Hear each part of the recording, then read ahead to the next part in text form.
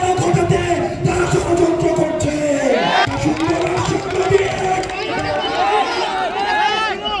খুনি হাসিনার পক্ষে এই বসুন্ধরার মিডিয়া কি বৈধতা উৎপাদন করেছে আমরা ভুলে যাই না।